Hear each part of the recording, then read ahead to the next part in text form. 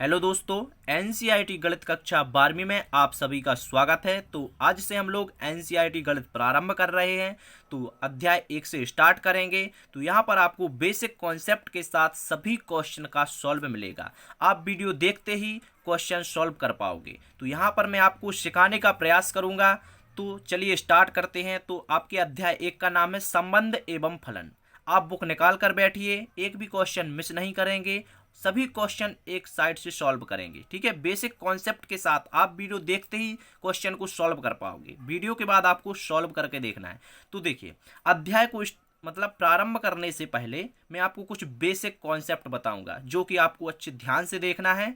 तो चलिए देखिए, जैसे कि कहते हैं ना कि कंधा मजबूत होगा तो बंदूक चलाने में मजा आएगा। तो इसी प्रकार हम लोग संबंध एवं फलन को स्टार्ट करने से पहले कुछ बेसिक कॉन्सेप्ट जान लेना आपको बहुत ही ज़रूरी है।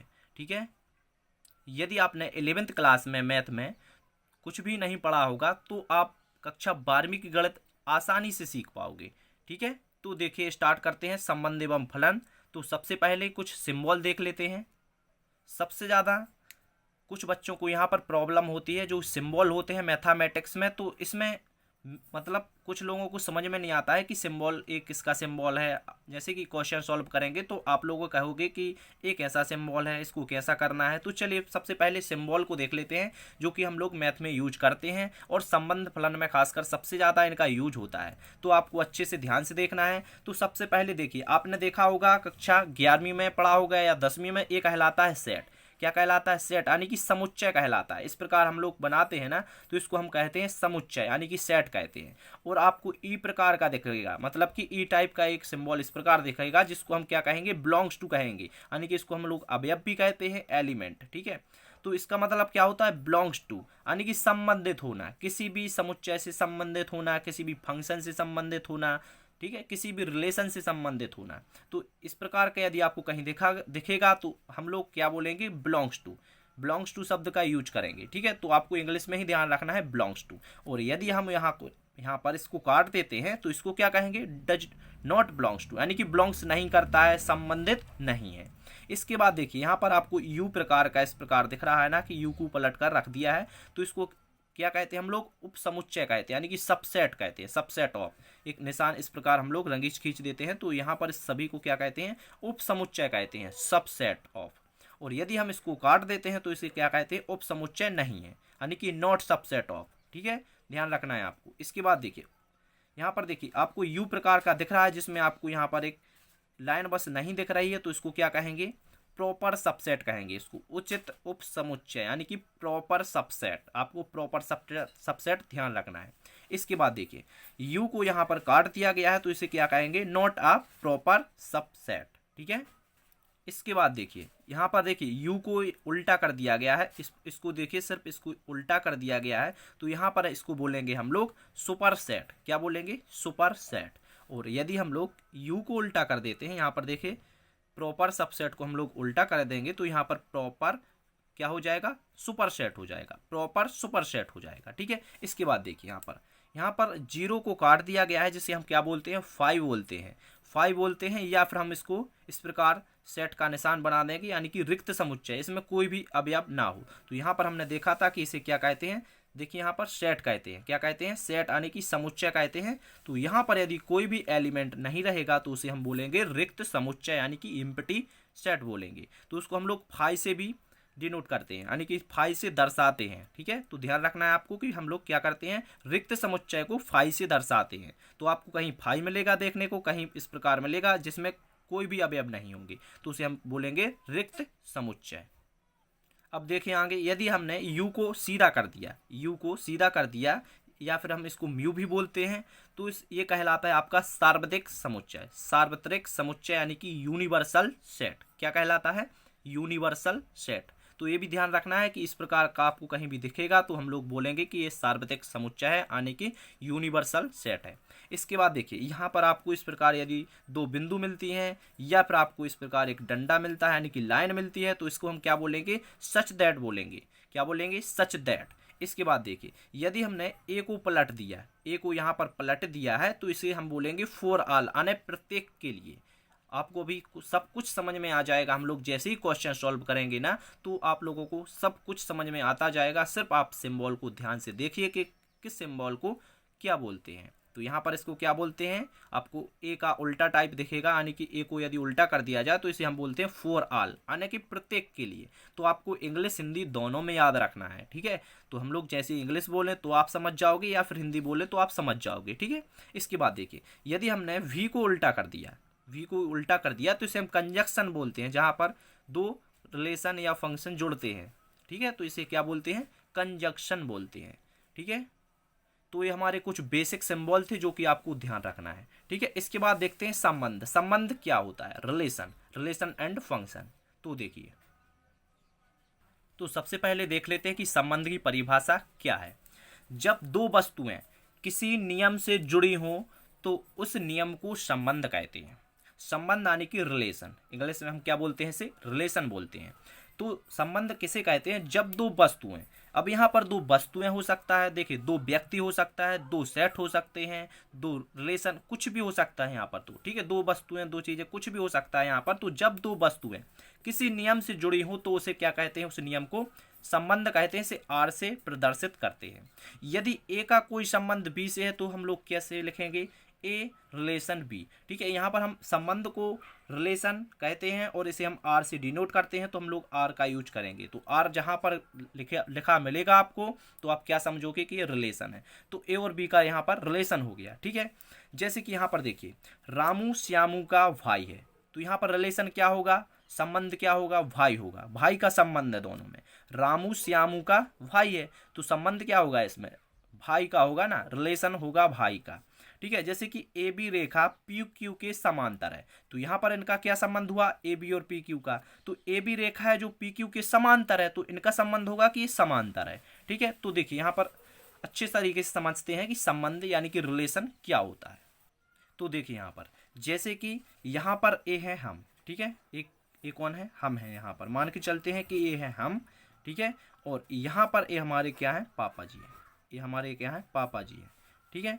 तो देखिए, यदि हम बोलते हैं कि पापा, क्या बोलते हैं कि पापा या डैड, ठीक है, और पापा क्या बोलते हैं, बेटा, तो यही तो रिलेशन है, इसे तो बोलते हैं रिलेशन। तो क्या हो गया, यही तो रिलेशन होगा होगा ना। जैसे कि हमने बोला पापा और पापा ने बोला बेटा, तो यही तो हमारा रिलेशन होगा, जिसकी खोज किसने की थी, कार्टेशियन ने, यानी कि कार्तीय ने, जिसको हम बोलते हैं कार्टेशियन प्रोडक्ट, कार्टेशियन प्रोडक्ट यानी कि कार्तीय गुणा। तो ध्यान रखना है कि रिलेशन की खोज किसने की थी, कार्टेशियन यानी कि कार्तीय ने, ठीक है। तो इसके बाद देखिए, तो आप समझ गए ना रिलेशन क्या होता है। तो देखिए, संबंधों के प्रकार यानी कि टाइप ऑफ रिलेशन देखने वाले हैं। तो यहाँ पर देखिए, परिभाषाएं आप लिखते जाइए, अपना बुक या फिर कॉपी नोटबुक निकाल लीजिए, नोट करते जाइए सभी को, ठीक है। और यहाँ पर आपको एक सुविधा और मिलने वाली है, समय समय पर आपको नोट्स प्रोवाइड किए जाएंगे, आपको सभी चैप्टर के नोट्स प्रोवाइड किए जाएंगे समय समय पर, ठीक है। तो मैं आपको बता दूंगा कि आप नोट्स कहाँ से डाउनलोड करना है। तो देखिए, सबसे पहले संबंधों के प्रकार, ठीक है, टाइप्स ऑफ रिलेशन। तो सबसे पहले आता है हमारा रिक्त संबंध यानी कि एम्प्टी सेट। रिक्त संबंध क्या होता है, तो किसी समुच्चय ए पर परिभाषित संबंध आर एक रिक्त संबंध कहलाता है यदि ए का कोई भी अवयव ए के किसी भी अवयव से संबंधित नहीं है। तो यहाँ पर हम लोग मान के चलते हैं कि ए कोई एक सेट है, ठीक है, ए कोई सेट है और यहाँ पर देखिए ए सेट यानी कि समुच्चय है। तो यहाँ पर क्या कहा गया है कि यदि ए का कोई भी अवयव ए के किसी भी अवयव से संबंधित नहीं है तो उसे हम क्या बोलते हैं, रिक्त संबंध बोलते हैं।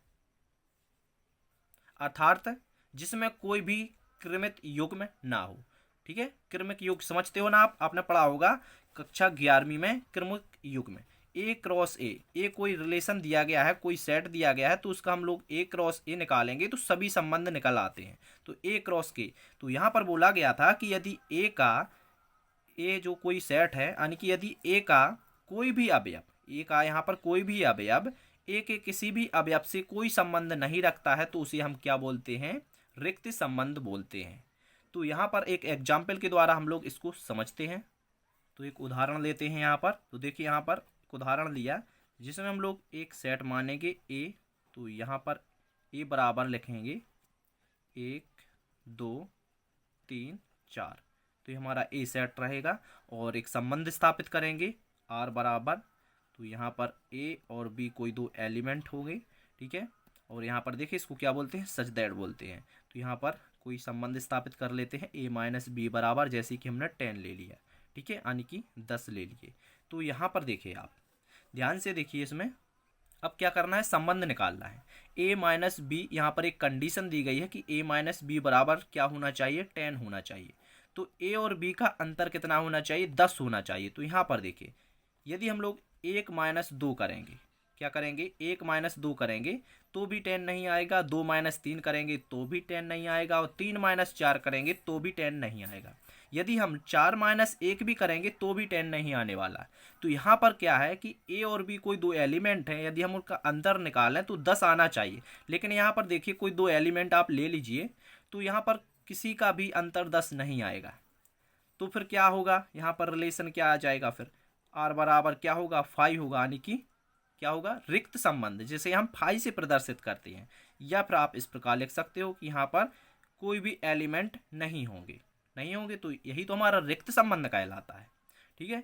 तो आ गया ना आपको रिक्त संबंध समझ में, और हम लोग आगे क्वेश्चन को सॉल्व करेंगे तो आपको और अच्छे से समझ में आ जाएगा।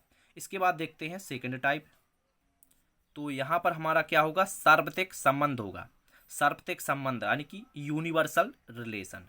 तो देखिए समुच्चय ए पर परिभाषित संबंध आर, समुच्चय ए पर परिभाषित संबंध आर एक सार्वत्रिक संबंध कहलाता है यदि ए का प्रत्येक अवयव ए के सभी अवयव से संबंधित रखता है। यानी कि ए कोई एक रिलेशन है, ठीक है, जो ए से संबंधित रखता है, तो उसे हम क्या बोलते हैं, सार्वत्रिक संबंध बोलते हैं। तो यहाँ पर हम लोग एक एग्जाम्पल लेके चलते हैं जिससे कि आपको अच्छे से समझ में आ जाएगा। तो यहाँ पर हम लोग एक उदाहरण लेते हैं। तो ए बराबर मान के चलिए एक सेट मान लेते हैं, यानी कि समुच्चय मान लेते हैं 1 2 3, ठीक है। एक यहाँ पर हमने क्या माना, एक समुच्चय माना।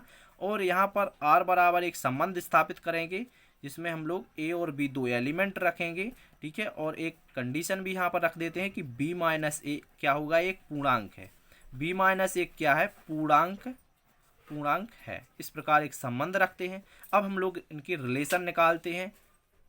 तो सबसे पहले देखिए संबंध निकालने के लिए आपको क्या करना पड़ेगा, ए क्रॉस ए करना पड़ता है। आप लोगों ने 11वीं में सीखा होगा, ए क्रॉस ए करना पड़ता है, ठीक है। यदि आप ए क्रॉस ए करोगे तो यहाँ पर इसके पूरे संबंध निकाल आएंगे, ठीक है। तो पहले हम संबंध निकाल लेते हैं, फिर इसको सेटिस्फाइज करेंगे, ठीक है।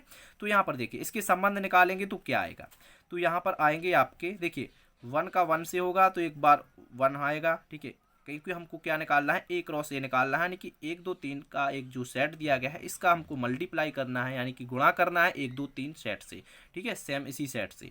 तो यहाँ पर आएगा 1 1 आएगा, और यहाँ पर 1 2 भी आएगा, और यहाँ पर क्या आएगा, 1 3 भी आएगा, ठीक है। तो यहाँ पर 1 का 2 से, फिर ठीक है, 1 का 1 से, 1 का 2 से, 1 का 3 से कर लिया। इसके बाद में हम लोग 2 का 1 से करेंगे तो क्या आएगा, 2 और 1 आएगा, ठीक है। इसके बाद में 2 का 2 से होगा तो 2 और 2 आ जाएंगे, और इसके बाद में 3 का 3 से हो जाएगा तो 3 और 3 आ जाएंगे। फिर क्या करेंगे, 3 का 1 से करेंगे तो यहाँ पर 3 1 आएगा, फिर आएगा 3 2 आएगा, इसके बाद आएगा 3 और 3, ठीक है। तो ये हमारा क्या निकल आया, संबंध ए क्रॉस ए निकल आया। तो इसके बाद में हमको जो कंडीशन दी गई है कि b माइनस ए एक पूर्णांक होना चाहिए, तो b माइनस ए क्या है, पूर्णांक होना चाहिए। तो यह हमारा क्या हो जाएगा, एक रिलेशन हो जाएगा। तो देखिए यहाँ पर रिलेशन क्या हो जाएगा, 1 और 1 पूर्णांक होंगे, ठीक है। b माइनस ए करोगे यानी कि b एक सेकंड अवयव है, a एक फर्स्ट अवयव है, ठीक है। तो b माइनस ए करोगे यानी कि 1 माइनस 1, तो क्या होना चाहिए, पूर्णांक होना चाहिए। तो यहाँ पर क्या हो जाएगा, 1 और 1 भी पूर्णांक होंगे, 1 और 2 भी पूर्णांक होंगे, यहाँ पर 1 3 भी पूर्णांक होंगे, फिर इसके बाद में 2 और 1 भी पूर्णांक होंगे, 2 और 2 भी पूर्णांक होंगे, 3 और यहाँ पर देखिए 3 और 3 पूर्णांक होंगे, ठीक है। इसके बाद में 3 और 1 पूर्णांक होंगे, 3 और 2 भी पूर्णांक होंगे, ठीक है। यहाँ पर देखिए आप डबल लिख गया 3 और 3, क्योंकि हमने लास्ट में लिख दिया था, ठीक है। तो आपको डबल नहीं लिखना है, 3 और 3। तो यहाँ पर क्या आएगा, 3 और 2 आएगा, और यहाँ पर 3 और 3 आ जाएंगे, ठीक है। इस प्रकार आपका एक रिलेशन निकलेगा जो कि परिभाषा में कहा गया था। देखिए समुच्चय ए पर, देखिए यहाँ पर समुच्चय ए पर परिभाषित संबंध आर एक सार्वत्रिक संबंध कहलाता है यदि ए का प्रत्येक अवयव एक किसी मतलब ए के सभी अवयव से संबंधित रखता है। तो यहाँ पर देखिए सभी अवयव से संबंध रख रहा है, तो ये हमारा क्या हो जाएगा, सार्वत्रिक संबंध हो जाएगा। ठीक है, इसके बाद आगे देखते हैं स्वतुल्य यानी कि रिफ्लेक्सिव क्या कहलाता है, रिफ्लेक्सिव। स्वतुल्य, स्वतुल्य क्या कहलाता है, समुच्चय ए पर परिभाषित संबंध आर स्वतुल्य कहलाता है यदि प्रत्येक ए अवयव ए में बिलोंग्स करता है। यहाँ पर एक स्मॉल अवयव है और यहाँ पर ए क्या है, एक समुच्चय है यानी कि एक सेट दिया गया है। ठीक है, तो ए के लिए ए अवयव है जो बिलोंग्स करता है आर में। देखिए मैंने आपको सिंबल बताया था ना बिलोंग्स टू का, ए तो बिलोंग्स करता है आर में यानी कि आर से संबंध रखता है। तो यहाँ पर इसको आसान तरीके से समझते हैं। यहाँ पर हम लोग एक संबंध स्थापित कर लेते हैं, जैसे कि यहाँ पर देखिए, जैसे कि एक आर क्या है, एक संबंध है कोई, तो यहाँ पर हम लोग इसमें कुछ अवयव ले लेते हैं, जैसे कि 1 1 ले लिया, 1 और 2 ले लिया, ठीक है, और 1 और 3 ले लिया, इस प्रकार। ठीक है, तो यहाँ पर और यहाँ पर 2 2 ले लिया, ठीक है, 3 3 ले लिया, और 4 और 4 यानी कि 4 और 4 ले लिए। अब आपको क्या बताना है कि ए अवयव बिलोंग्स करता है आर में, यानी कि ए कोई सेम अवयव होंगे, जैसे कि 1 1 2 2 3 3 4 4 इस प्रकार के अवयव यदि, जैसे कि यहाँ पर लिखेंगे कि देखिए 1 1 अवयव हैं जो बिलोंग्स करते हैं, कहाँ पर करते हैं, आर में बिलोंग्स करते हैं। ये आर कोई एक सेट दिया गया है जिसमें बिलोंग्स करते हैं, तो हमारा फलन क्या होगा, क्या होगा, स्वतुल्य होगा। ठीक है, क्या होगा, स्वतुल्य होगा। आया ना समझ में। अभी आप क्वेश्चन करोगे ना आगे तो आपको अच्छे से समझ में आ जाएगा। अभी हम लोग प्रश्नावली 1.1 स्टार्ट करेंगे तो आपको बेसिक तरीके से और बता देंगे, ताकि आपको अच्छे से समझ में आ जाएगी स्वतुल्य क्या कहलाता है। ठीक है, लेकिन यहाँ पर आपको सिर्फ अभी ध्यान रखना है कि ए अवयव बिलोंग्स करते हैं आर में, तो वो क्या होगा, स्वतुल्य होगा। अब यहाँ पर ए अवयव कोई भी हो सकते हैं, 2 2 भी हो सकते हैं, 3 3 भी हो सकते हैं, 4 4 भी हो सकते हैं। ठीक है, इसके बाद देखिए आगे, तो सम्मित संबंध। तो समुच्चय ए पर परिभाषित संबंध आर सम्मित कहलाता है यदि समस्त A1 A2 अवयव बिलोंग्स करते हैं ए में के लिए A1 A2 अवयव आर से और A2 A1 अवयव आर से प्राप्त हों, तो क्या कहलाता है, सम्मित संबंध कहलाता है।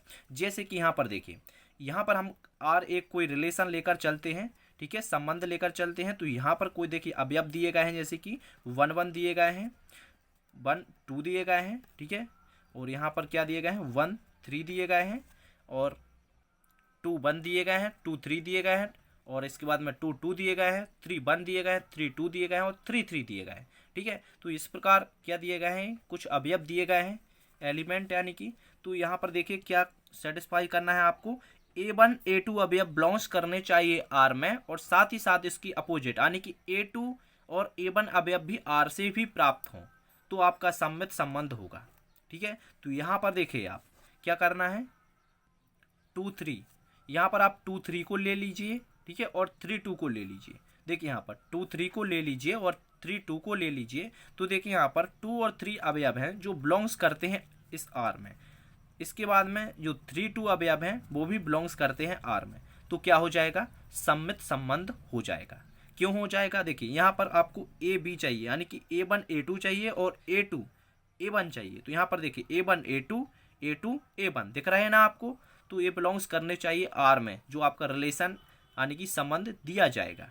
ठीक है, तो ये आपका सम्मित संबंध हो गया। इसके बाद देखते हैं संक्रामक संबंध। तो संक्रामक संबंध कहलाता है यदि समस्त A1 A2 A3 अवयव ए से हों, तो ए के लिए A1 A2 बिलोंग्स करने चाहिए आर में, तथा A2 और A3 अवयव हैं जो वो बिलोंग्स करने चाहिए आर में, तो क्या कहलाएगा, संक्रामक संबंध कहलाएगा। यानी कि जैसे हम यहाँ पर देखते हैं, जैसे कि आर क्या दिया गया है, एक संबंध दिया गया है, यहाँ से हम लोग 1 और 3 ले लेते हैं, ठीक है, 1 और 3 और 3 2 ले लेते हैं। तो देखिए 1 और 3 और 3 और 2 जो कि आपके देखिए यहाँ पर A1 A2 और A2 A3 टाइप के अवयव हैं। देखिए यहाँ पर A1 A2 यानी कि 1 और 3 और A2 A3 यानी कि A2 रिपीट हो रहा है, तो देखिए यहाँ पर A2 देखिए रिपीट हो रहा है ना, तो यहाँ पर इसके बाद में A3 कोई भी हो सकता है। तो 1 और 3 3 और 2 यहाँ पर हम लोग ले लेते हैं, और यहाँ पर हम लोग इसको सत्यापित कर देंगे, यानी कि सिद्ध कर देंगे कि क्या है, हमारा एक फलन है जो संबंध है, जो क्या होगा, संक्रामक संबंध होगा। तो यहाँ पर हम लिखेंगे 1 और 3 अवयव हैं जो बिलोंग्स करते हैं आर में, और 3 और 2 अवयव हैं वो भी बिलोंग्स करते हैं आर में। ठीक है, तो क्या करना चाहिए इसके बाद में, और यहाँ पर आप देखिए A1 और A3 अवयव हैं जो आर से प्राप्त हों, यानी कि आर से बिलोंग्स करने चाहिए, A1 और A3। तो A1 होगा A और A3 क्या होगा A। तो 1 और 2 होंगे। तो 1 और 2 देखिए यहाँ पर 1 और 2 यहाँ पर बिलोंग्स कर रहे हैं ना आर में, तो ये हो जाएगा आपका संक्रामक संबंध। तो यहाँ पर लिख दें कि 1 और 2 भी बिलोंग्स करते हैं आर में, तो हमारा जो संबंध था वो हो जाएगा संक्रामक संबंध। तो इस प्रकार हम लोगों ने इस वीडियो में, इंट्रोडक्शन वीडियो था तो इसमें कुछ कॉन्सेप्ट बताना था आपको, तो वो बता दिया। और जैसे भी जिस कॉन्सेप्ट की आपको ज़रूरत पड़ेगी, जो भी चीज़ आपको बताना होगा, मैं आपको मतलब प्रश्नावली स्टार्ट करूँगा ना, जो भी क्वेश्चन में कॉन्सेप्ट लगेगा वो तुरंत बताता जाऊँगा। तो अगले वीडियो से हम लोग प्रश्नावली 1.1 स्टार्ट करेंगे। Thank you.